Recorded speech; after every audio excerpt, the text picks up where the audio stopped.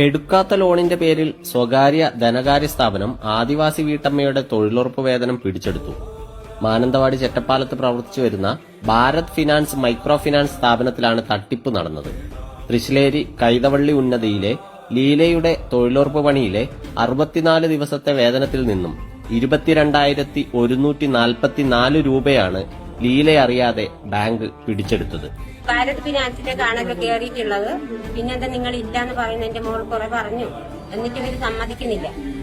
ഈ കമ്പ്യൂട്ടർ നോക്കാനും ഇവർക്ക് മടിയായിരുന്നു കുറച്ച്.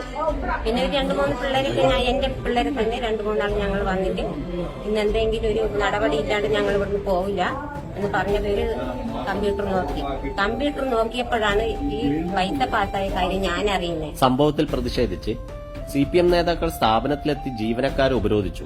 നിർധന കുടുംബത്തിൽപ്പെട്ട ഉന്നതി നിവാസിയുടെ പിടിച്ചെടുത്ത പണം തിരിച്ചു നൽകാതെ ഉപരോധം അവസാനിപ്പിക്കില്ലെന്ന് CPM നേതാക്കൾ ഉറച്ച നിലപാടെടുത്തതോടെ സ്ഥാപനത്തിൽ സംഘർഷാവസ്ഥ ഉണ്ടാകുകയും ഒടുവിൽ പിടിച്ചെടുത്ത തുക തിരികെ നൽകി സ്ഥാപന അധികൃതർ തടിയൂരി.